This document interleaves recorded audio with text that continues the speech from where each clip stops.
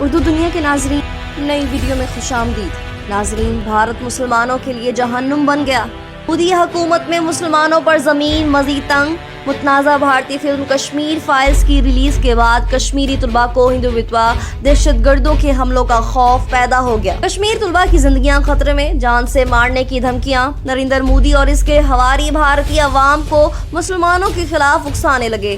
Film Kashmir files کی کہانی آخر ہے کیا، اور اسے دکھا کر بھارت میں کس طرح مسلمانوں پر زمین تنگ کی جا رہی ہے، یہ سب ہم آپ کو آج کی اس دلچسپ ویڈیو میں بتانے والے ہیں۔ جبکہ ویڈیو میں یہ بھی بتائیں گے کہ فلم کی حمایت نہ کرنے پر دیگر بالی ووڈ اداکاروں کے ساتھ کیا سلوک کیا جا رہا ہے۔ ویڈیو میں آگے بڑھنے سے پہلے ناظرین، آپ سے بھرپور گزارش ہے کہ ویڈیو کے بارے میں آپ کی جو بھی رائے ہو وہ ہمیں کمنٹ کے ذریعے آگاہ ضرور کیا کریں، اور اگر آپ نے ہمارا چینل اردو دنیا ابھی تک سبسکرائب نہیں کیا تو جلدی سے سبسکرائب کریں، گھنٹی کے بٹن کو بھی لازمی دبائیں۔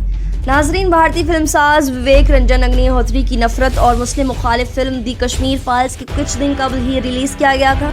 فلم ساز وویک رنجن کی نفرت اور مسلم مخالف فلم دی کشمیر فائلز نے بھارت میں مسلمانوں کے خلاف نفرت بڑھا دی اور سینماؤں میں بھی مسلم مخالف نعرے گونجنے لگے۔ دی کشمیر فائلز میں دکھانے کی کوشش کی گئی ہے کہ کشمیر ہندوؤں کی سرزمین تھی، جہاں مسلمانوں نے دہشت گردی کر کے، پنڈتوں کی نسل کشی کر کے انہیں ملک چھوڑنے پر مجبور کیا۔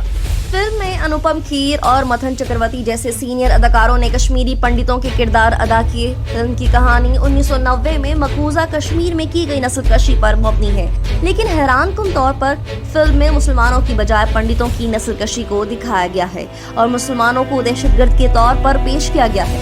فلم کے ذریعے کشمیری مسلمانوں کو ظلم اور دہشت گرد ثابت کرنے میں کوئی کسر نہیں چھوڑی گئی۔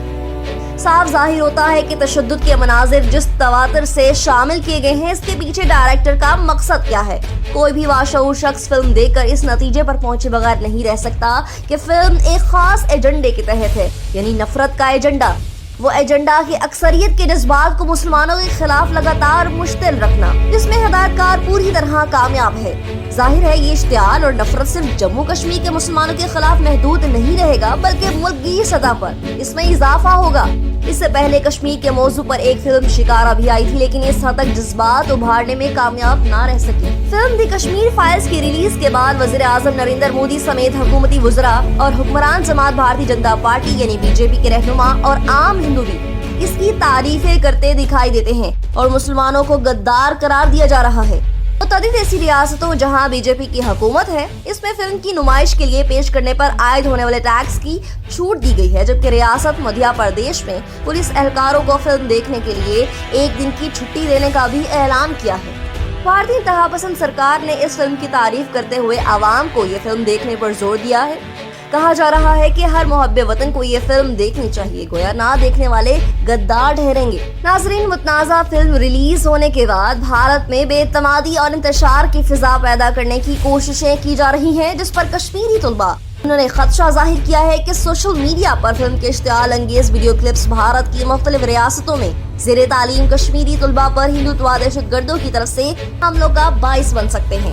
کشمیر میڈیا سروس کے مطابق جموں کشمیر اسٹوڈنٹس ایسوسی ایشن کے ترجمان ناصر قوامی نے، جو کہ بھارتی ریاست اتراکھنڈ کے کالج میں زیر تعلیم ہے، ان کا ایک بیان میں کہنا ہے کہ بھارت میں زیر تعلیم کشمیری طلباء پر کسی بھی قسم کے حملے کا ذمہ دار فلم کے ڈائریکٹر وویک اگنی ہوتری پر عائد ہوگی، جو اپنی مسلم دشمنی کے لیے مشہور ہیں۔